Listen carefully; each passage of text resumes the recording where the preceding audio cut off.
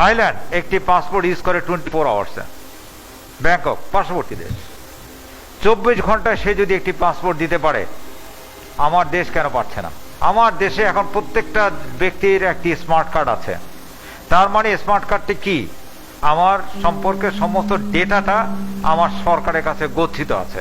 তাহলে আবার আমার পাসপোর্ট দেওয়ার সময় আমাকে কেন ইনকোয়ারি করতে হবে? আমি কি ডাকাত না চোর? আর আমি আর টাকা যদি চোর হয়ে থাকি, তাহলে এটা তো অনলাইনেই আছে।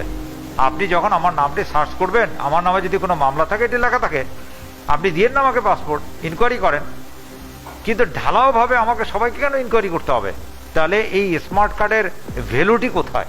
প্রত্যেকটা পাসপোর্টের সাথে একটি পুলিশ ক্লিয়ারেন্স লাগে। একটি পুলিশ ক্লিয়ারেন্স গ্রহণ করা যে কত টাফ, আপনি যদি কেউ এখানে থেকে থাকেন, আপনার নিজের পুলিশ ক্লিয়ারেন্সটা আপনি বের করে নিয়ে আসেন, আমি দেখি কতদিনে আপনি পারেন।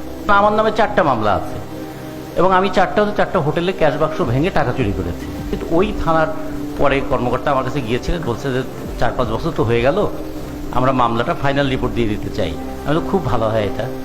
তো বলে যে ফাইনাল রিপোর্টে একটা খরচ টরচ আছে। তো তাহলে কীরকম খরচ? বলে আপনি পরিচিত মানুষ, এই লাখ-দেড়েক টাকা হলেই হবে। আমি বললাম যে 30,000 টাকা চুরি করে 1.5 লাখ টাকা দেওয়াটা খুব বেশি হয়ে যায় না?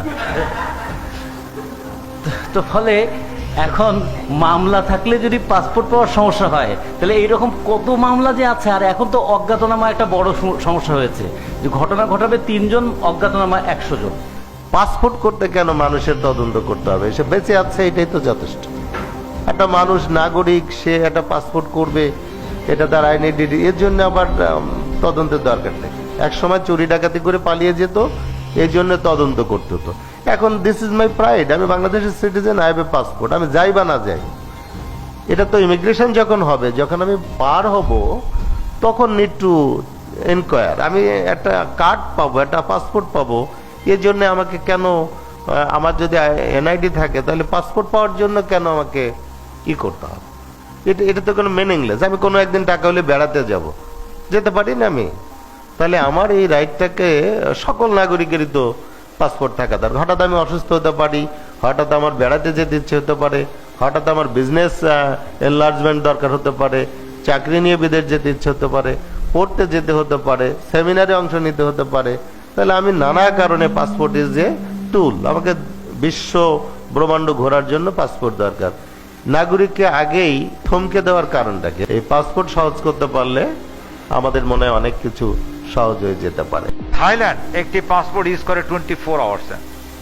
ব্যাংকক পার্শ্ববর্তী দেশ, 24 ঘন্টায় সে যদি একটি পাসপোর্ট দিতে পারে, আমার দেশ কেন পারছে না? আমার দেশে এখন প্রত্যেকটা ব্যক্তির একটি স্মার্ট কার্ড আছে। তার মানে স্মার্ট কার্ডটি কি? আমার সম্পর্কে সমস্ত ডেটাটা আমার সরকারের কাছে গচ্ছিত আছে। তাহলে আবার আমার পাসপোর্ট দেওয়ার সময় আমাকে কেন ইনকোয়ারি করতে হবে? আমি কি ডাকাত না চোর? আর আমি আর টাকা যদি চোর হয়ে থাকি, তাহলে এটা তো অনলাইনেই আছে। আপনি যখন আমার নামটি সার্চ করবেন, আমার নামে যদি কোনো মামলা থাকে, এটি লেখা থাকে, আপনি দিয়েন না আমাকে পাসপোর্ট, ইনকোয়ারি করেন। কিন্তু ঢালাওভাবে আমাকে সবাইকে কেন ইনকোয়ারি করতে হবে? তাহলে এই স্মার্ট কার্ডের ভ্যালুটি কোথায়? প্রত্যেকটা পাসপোর্টের সাথে একটি পুলিশ ক্লিয়ারেন্স লাগে। একটি পুলিশ ক্লিয়ারেন্স গ্রহণ করা যে কত টাফ, আপনি যদি কেউ এখানে থেকে থাকেন, আপনার নিজের পুলিশ ক্লিয়ারেন্সটা আপনি বের করে নিয়ে আসেন, আমি দেখি কতদিনে আপনি পারেন।